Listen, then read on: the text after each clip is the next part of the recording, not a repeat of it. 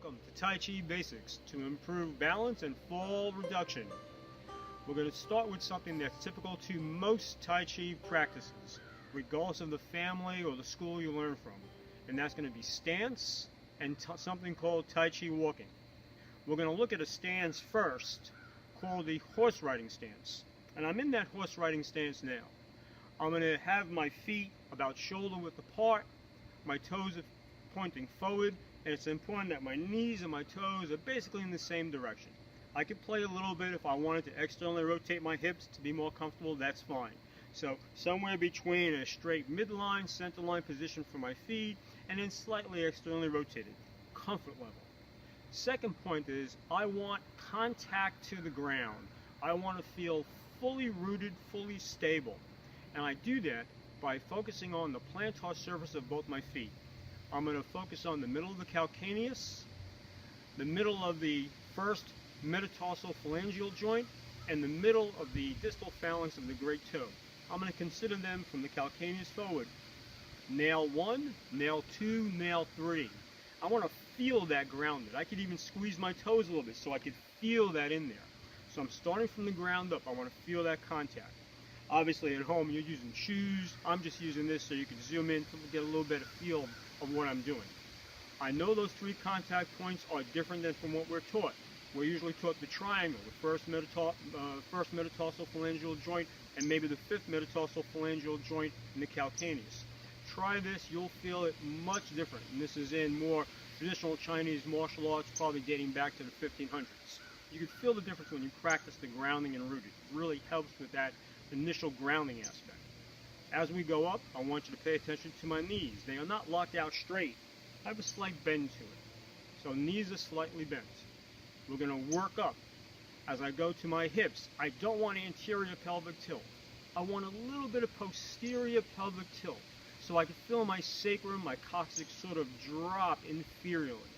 And I imagine my coccyx having a string or a counterweight going right down to the ground, and that should fall right between the heels of both my feet. As I work my way up, I look at my shoulders. I don't want that military stance, shoulders back, chest out. I actually want them rounded a little bit. At the same time, I want my arms relaxed. Little marbles underneath my armpit, marbles in my fingers, and I'm standing here. Last piece, I'm envisioning a string suspending my cranium from the top of my head up. I'm being suspended. That suspension will automatically sort of bring my chin in and give me a little bit of extension and lengthening at my cervical spine. So I have spinal extension going from the coccyx up and then from the cranium down. All this while I'm working on feeling those three nails. I'm trying to feel comfortable in this position. And this is what you should work on for yourself and for your clients as step number 1, to feel grounded. They're working on breathing. Calm mind, calm body, breathing. They should be standing with the least amount of energy. I'm not squeezing my quads, I'm not squeezing my glutes. The least amount of energy to maintain this. I should be standing in this for any number of time, from 30 seconds to 3 minutes or even more. So now that we've been working on the stance, the horse riding stance, we're going to go into something called Tai Chi walking. This is going to involve both being grounded and mobility at the same time. So we're going to talk about, or you're going to see, base of support. You'll see center of gravity. You'll see weight shifting. And this is what it looks like. From the horse riding stance, I'm going to shift my weight onto my right leg. At the same time I turn on my torso so my left foot goes out at a 45-degree angle. Now I'm going to shift forward. And I'm going to take one step forward with my right foot just in front. So this is how I'm going to begin. Alrighty. At this point, what I'm going to do is shift my weight to the right foot. As I shift, I'm going to slowly and gently get my left toe right to my right heel. And I'm just dragging it on the floor. Then I take a step forward and out to the side. I plant my heel gently down. I'm feeling my heel, my MTP of the first digit, and my toe. I shift my weight forward onto the left leg. My right leg is free of weight. I drag it forward to my left heel. I now take a step forward and out to the side, shifting down. Again, first nail, second nail, third nail. Weight shift comes all the way forward. I slide my foot to the heel. I come forward, out, Tai Chi walking.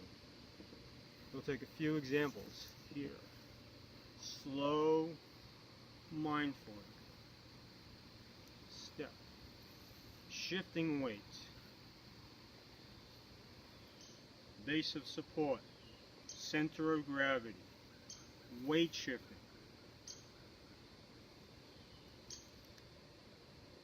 You don't need a lot of space. You can do these can be done easily inside. Shifting. Forward. Out.